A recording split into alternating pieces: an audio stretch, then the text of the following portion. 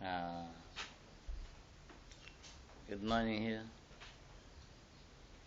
Uh, with the matter happening now regarding the event situation of the Philippines regarding the PWP scam or the TAP scam now. I regard that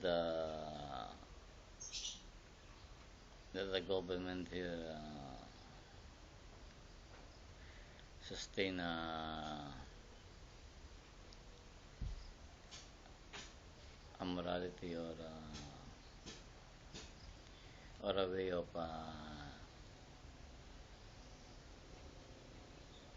integrity to what we have integrity now. Because the integrity now is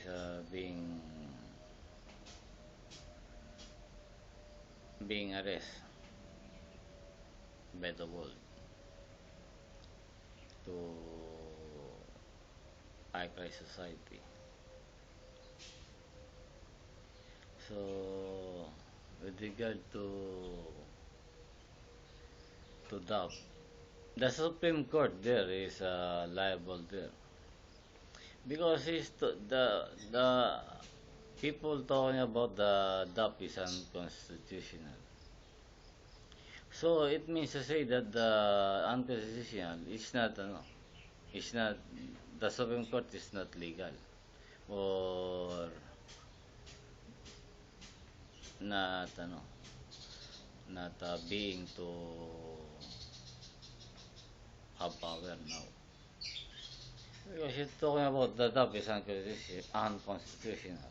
So regarding the president privilege or immunity to what the aspect of life now receiving by the society Filipino. We are to we are to sue the Supreme Court of the Philippines, not Pinoy, because that's you're talking about that's unconstitutional. So the Supreme Court is not true. Why they're existing like that? I'm not. I'm not. I'm not. I'm not despairing or giving disparity to our Supreme Court of the Philippines. I'm talking about I'm talking about the logic. So my stand na po that is to redirect redirect the situation. We cannot sue Pinoy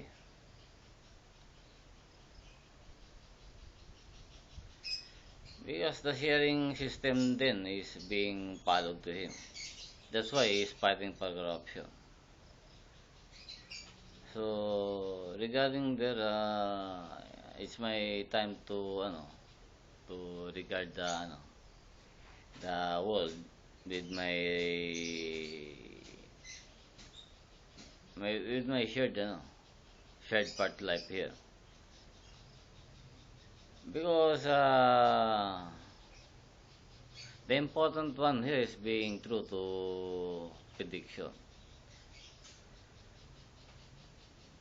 No one can predict the earthquake, but I predicted already.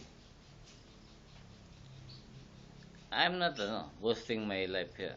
I'm just following God to stop war here and poverty. I'm sorry because I don't even mean also to perish people because God, the earthquake is from God. The war is from people. That's why I'm protecting people. Only God here, the ear of the of His Son.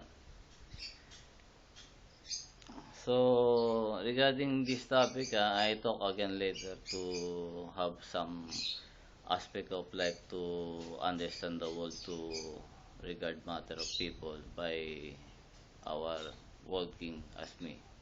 Thank you.